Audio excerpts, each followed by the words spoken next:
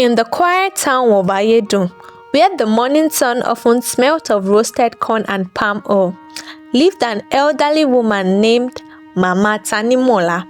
She earned this name because she always says to people, "Kò sẹ́ni tó mọ̀la," which means no one knows tomorrow.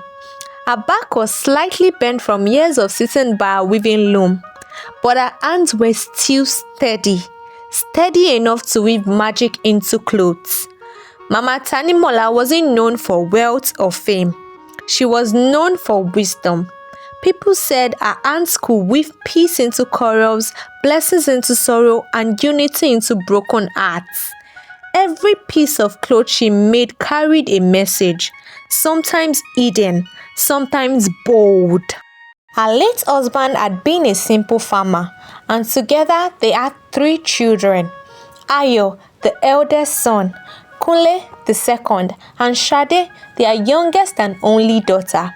For years, their small mud house had been full of laughter, the smell of pounded yam, and the songs Mama hummed while she walked alone. But as the children grew, so did the distance between them. Ayo, ambitious and proud, had moved to the city. He rarely came home except there was something to gain. Kunle stayed behind to manage their father's small farmland, but often complained that Ayo never sent help. And Shade, bright and gentle, tried her best to keep peace, though her brother's disagreements always left her in tears. One day, news spread across Ayedon that Mama Tanimola had fallen ill. Her health had begun to fail slowly, and the once busy loom in the corner of her room now stood silent. When words reached Ayo in the city, he sighed. "I'll go next week," he said carelessly. "Work is too much right now." But Kunle was already sitting by her bedside, fanning her gently. "Mommy," he whispered, "you need rest. Don't worry about us. I'll take care of things." Mama smiled faintly. "Ẹ̀yin ọmọ mi," she said softly, "my children. Even threads from the same clothes pull apart if the hands that wove them are weak." Kunle frowned. "Mommy, what do you mean?" But she only smiled again and closed her eyes. Weeks passed, her strength faded further, and one morning she called Shade close. "My daughter," she said in a whisper, "go and bring the wooden chest under my bed." Inside the chest lay bundles of unfinished clothes, half woven, with threads of red, gold, and blue. It was beautiful, yet incomplete. "This," Mama said, her voice trembling, "is the clothes of our family. Every color tells a story. The red stands for love, the gold for wisdom, and the blue for peace. But look closely." Shade leaned in. Some threads were tangled and uneven. "These are the fights, the pride, and the anger that's eaten into the clothes," Mama continued. "I wanted to finish it before I go, but I can't. You must bring your brothers home. Let them finish it with their own hands." Tears filled Shade's eyes. "But Mommy, they barely speak to each other." "Then the clothes will remain broken," Mama said, "and so would the family." Shade left the house the next morning and made her way to the city to find Ayo. The road was long, dusty, tiring, but she walked with her mother's words echoing in her heart.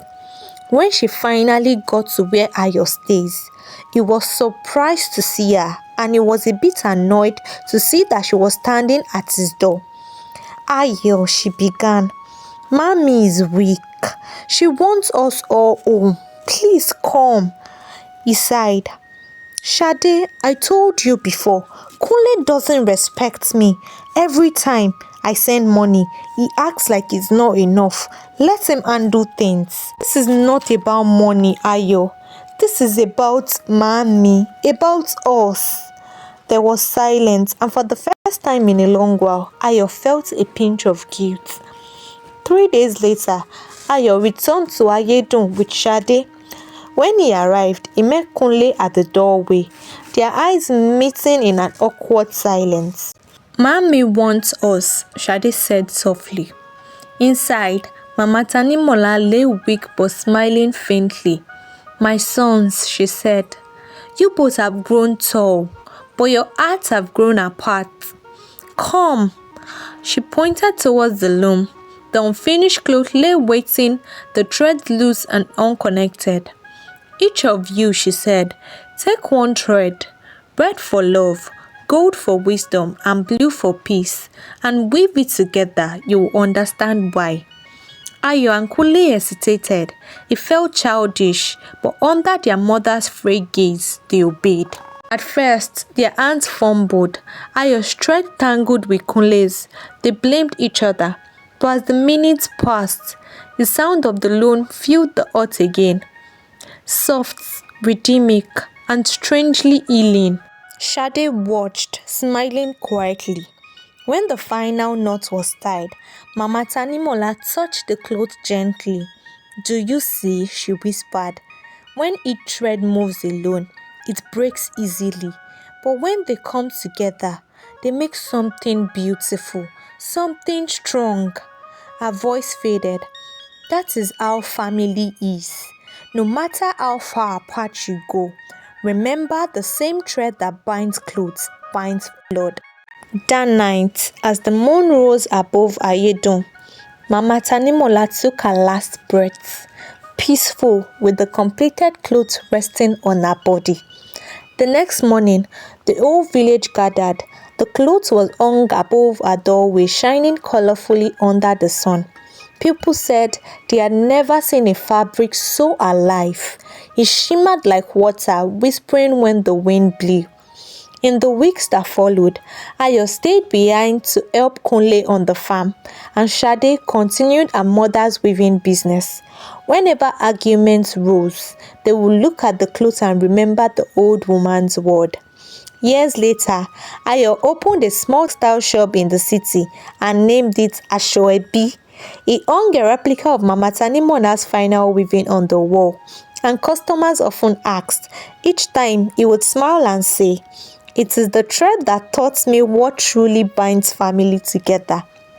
The moral of the story: family, like clothes, is made of many threads, different in color, strength, and purpose, but only beautiful when woven together. Pride and distance may tear us apart, but love, patience, and forgiveness can weave us back into one. Thank you for listening. Stay tuned for more African folktales and don't forget to click the like and subscribe button.